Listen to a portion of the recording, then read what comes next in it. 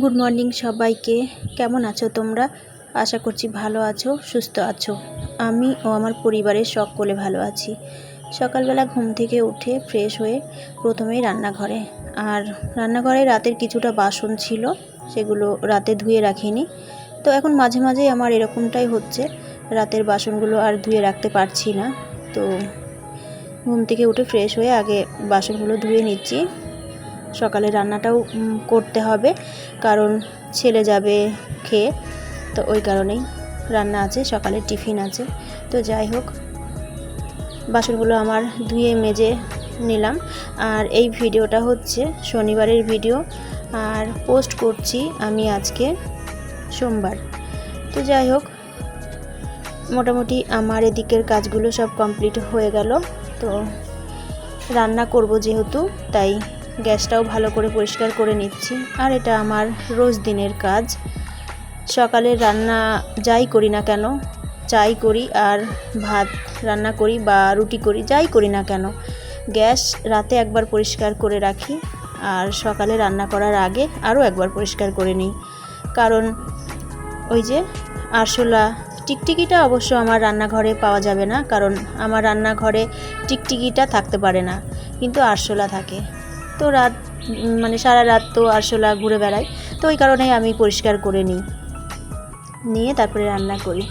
তো গ্যাস পরিষ্কার করে আগে চা, নিজেদের জন্য চা করে নিচ্ছি। তো ছেলে মেয়ে আমি তিনজনের জন্যই চা করব। তো ছেলে মেয়ে উঠে গেছে, তো চা বসিয়ে দিয়ে ডাইনিং টেবিলটাও মুছে নিলাম। রাতে খাওয়া দাওয়ার পরে একবার মুছেছি, পরিষ্কার করে রেখেছি, আবার একবার মুছে নিলাম। তো এদিকে চাও হয়ে গেছে আমার। তো আমরা তিনজনে এবার চা খেয়ে নেব।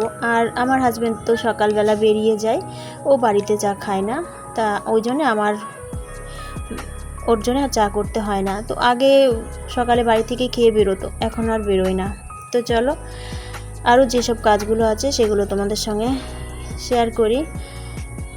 তো এদিকে বিছানাটাও পড়ে আছে, এখনও গোছানো হয়নি, তাই ভাবলাম প্রথমে বিছানাটা গুছিয়ে নিই। খুব ছোটোবেলা থেকে আমার একটা অভ্যেস, জানো তো, অল্প আঘাতে আমি ভীষণ কষ্ট পাই।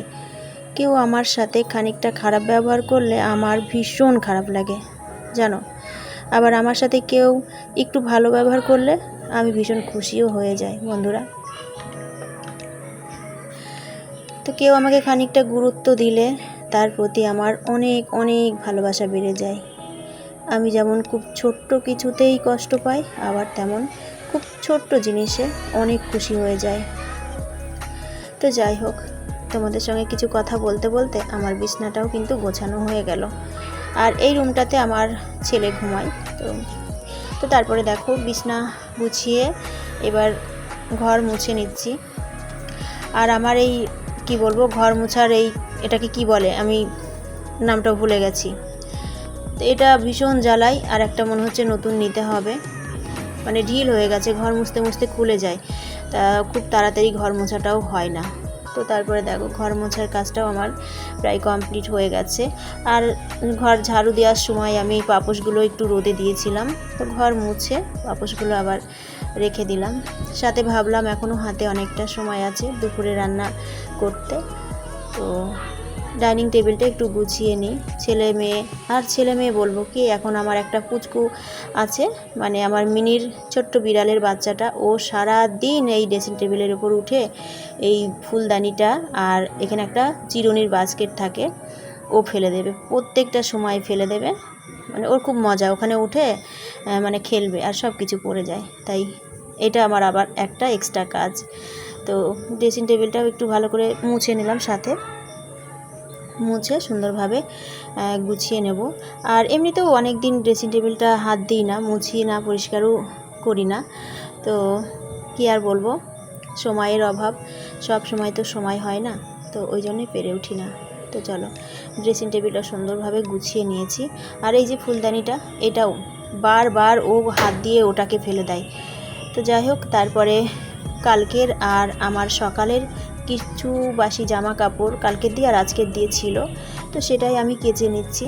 কারণ আকাশের অবস্থাটাও খুব একটা ভালো ছিল না, তো ওই জন্যই ভাবলাম যে সকাল সকাল জামা কাপড়গুলো কেচে দিয়ে আসি, অন্তত একটু যদি জল ঝরে তাহলে ঘরে সিঁড়িতে মেলে দিলে পরে কিন্তু শুকিয়ে যাবে। তো ওই জন্যই আগে জামা কাপড়গুলো কেচে নিচ্ছি। তো জামা কাপড় কেচে ছাদে মেলতে এসেছি। দেখো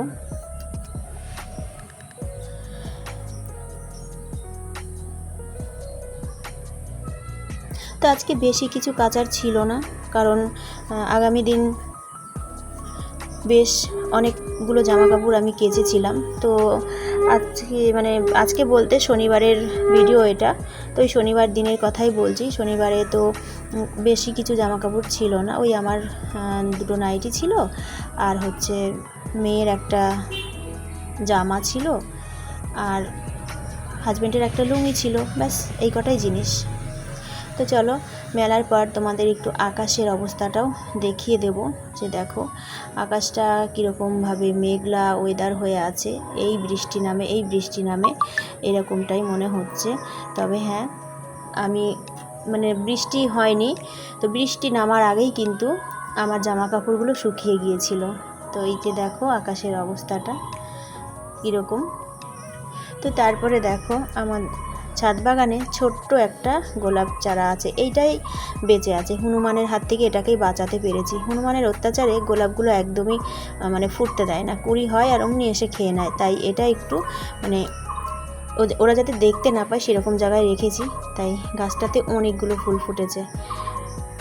কত সুন্দর লাগছে তাই না? অনেক গোলাপের চারা ছিল আমার। তো তারপরে দেখো এদিকে কিন্তু আমার রান্নাটা বসিয়ে দিয়েই কিন্তু ওই কাজগুলো করছিলাম। তো শনিবারের ভিডিও যেহেতু, তো শনিবারে ছিল আমার একদমই অল্প কিছু রান্নাবান্না। ডাল বসিয়েছি তোমরা তো দেখলে, আর এদিকে আলু আর কাঁকরোল কেটে নিচ্ছি। আলু আর কাঁকরোল ভাজা করব, আজকে আর বেশি কিছু রান্না করব না। তো কাঁকরোল আর আলুটা ছাড়িয়ে নিই, সবজি কাটতে বসে গেছি, কাটা হয়ে গেল। তো এবার যাই হোক, ওদিকে আমি ডালটা সোমবার দেওয়া হয়ে গেছে, এবার ডাল আমি নামিয়ে নেব। আমি কিন্তু এটা শনিবারের ভিডিও বলছি, আর এটা হচ্ছে মটরের ডাল। তো যাই হোক, তারপরে দেখো আলুগুলো বেশ সুন্দর করে ধুয়ে নেব। আলু আর কাঁকরোল একসাথে ভাজবো না, ওটা একটু আলাদা আলাদাভাবেই ভাজবো, কারণ কাঁকরোলটা আবার আমার বর মশাইয়ের পছন্দ না। তো ওই জন্যে ওটা আলাদা ভাজবো আর আলুটা আলাদা ভাজবো। কাঁকরোলটা কিন্তু আমার কাছে বেশ ভালো লাগে, আমার তরকারি খেতে ভালো লাগে না, আমার ভাজা খেতে ভালো লাগে। তো তারপরে দেখো এদিকে আলু ভাজা বসিয়ে দিয়েছি। তো আমার রান্নাবান্না সব কমপ্লিট। স্নান করে ঠাকুরের বাসন নিয়ে চলে এলাম কলপারে, ঠাকুরের বাসনগুলো মেজে নিই।